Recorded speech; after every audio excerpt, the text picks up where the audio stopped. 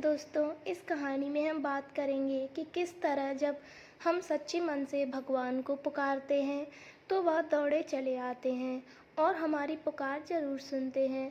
दोस्तों, भगवान को भी अपने एक सच्चे भक्त की उतनी ही ज़रूरत होती है जितनी हमें भगवान की।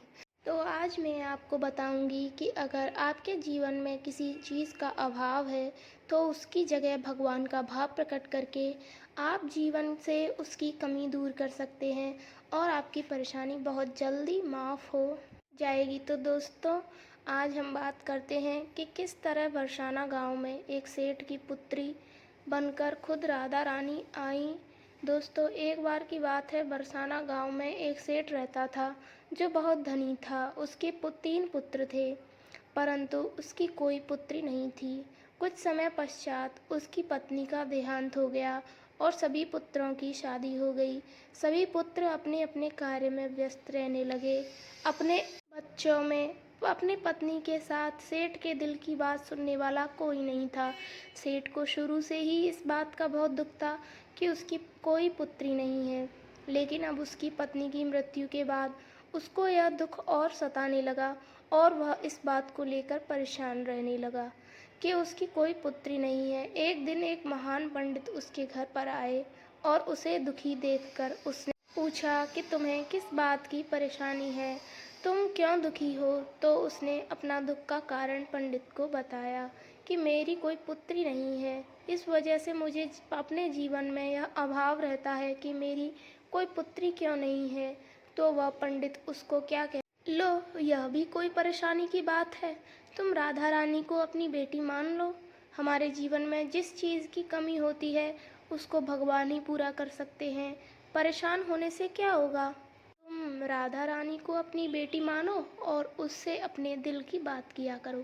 देखना, तुम्हें यह अभाव कहीं कभी भी नहीं सताएगा। सेठ को पंडित की यह बात अच्छी लगती है और वह ऐसा ही करता है। राधा रानी की मूर्ति लेकर आता है और प्रतिदिन भोजन करने से पहले राधा रानी को भोग लगाता है, फिर स्वयं भोजन करता है और सोने से पहले राधा रानी के साथ खूब बातचीत करता है। ऐसे ही करते करते वह दिल से राधा रानी को मानने लगा और वह भूल ही गया कि उसकी कोई बेटी नहीं है। उसे इस बात का आभास होने लगा कि उसकी पुत्री सच में है और वह बहुत दिल से उसे अपनी पुत्री मानने लगा। जब तक उसे भोजन ना खिलाता उसका मन नहीं लगता और जब वह बात करता तो उसके मन में बहुत संतुष्टि मिलती, जैसे उसे पता नहीं कि क्या मिल गया हो। दोस्तों, एक दिन सेठ के घर पर एक चूड़ी बेचने वाली मानहारन आती थी और वह उसकी बहुओं को चूड़ी पहनाकर जाती थी। एक दिन वह चूड़ी बेचने घर पर आई और उसने सेठ के बेटे को तीनों बहुओं को चूड़ी पहनाई। उसके साथ जब सेठ की बहू उसके सामने एक और कन्या आई और उसने कहा कि मुझे भी चूड़ियाँ पहना दो। चूड़ी वाली ने सोचा कि शायद सेठ के घर पर कोई मेहमान आई है, तो उसने उसको भी चूड़ी पहना दी। उसके बाद वह चूड़ी वाली सेठ से पैसे मांगने सेठ की दुकान पर पहुंची और बोली कि चूड़ी के पैसे दे दो, और उसने पहले से अधिक पैसे मांगे तो सेठ ने कहा कि तुमने चूड़ी का दाम बढ़ा दिया है क्या। तो उसने कहा कि मैंने चूड़ी का दाम तो नहीं बढ़ाया, परंतु आज मैं 4 को चूड़ी पहना कर आई हूँ। उसने कहा मेरे घर पर तो 3 ही बहुएं हैं। तो उसने कहा कि मैंने आज एक 4 को चूड़ी पहनाई है। सेठ ने कहा कि तुमसे कोई गलती हुई है, मेरे घर पर तो चूड़ी पहनने के लिए मेरी सिर्फ 3 बहू है। तो उसने 3 के पैसे चूड़ी वाली को दे दिए और चूड़ी वाली भी बिना कुछ कहे पैसे को लेकर अपने घर चली गई।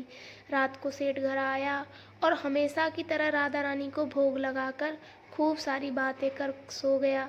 उस दिन रात को सेठ के सपने में राधा रानी आई और कहने लगी, बाबा, तुमने चूड़ी वाली को मेरी चूड़ी के पैसे क्यों नहीं दिए।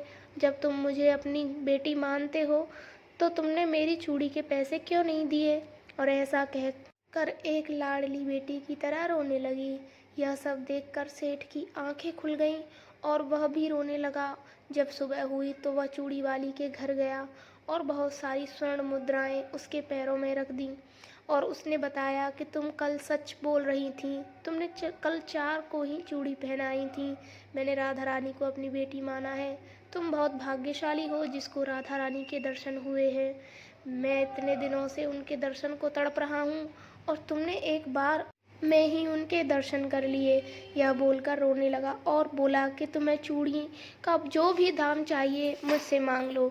यह सुनकर मनहारण की आंखों में भी आंसू आ गए और उसने मन में सोचा, जब मुझे खुद राधा रानी के ही दर्शन हो गए हैं तो इससे ज़्यादा मुझे और क्या चाहिए। उसने सेठ के सामने हाथ जोड़कर कहा कि तुम्हारी वजह से मुझे राधा रानी के दर्शन हुए हैं, जिससे मेरा यह जीवन सफल हो गया। मुझे कुछ नहीं चाहिए। तो दोस्तों, देखा कि जब भगवान को दिल से पुकारते हैं, उनकी पूजा अर्चना करते हैं, तो वह कैसे हमारे पास दौड़े चले आते हैं। आशा करती हूँ आपको यह कहानी बहुत अच्छी लगी होगी और आप भी अगर किसी वस्तु को लेकर परेशान हैं तो भगवान से प्रार्थना कर सकते हैं, वह आपकी प्रार्थना ज़रूर सुनेंगे। अगर यह कहानी आपको अच्छी लगी हो तो नीचे कमेंट बॉक्स में ज़रूर बताना। दोस्तों, अगर पसंद आई हो तो लाइक करना, शेयर करना अपने दोस्तों फैमिली मेम्बर्स के साथ और प्लीज़ हमारे चैनल को सब्सक्राइब कर लेना। धन्यवाद।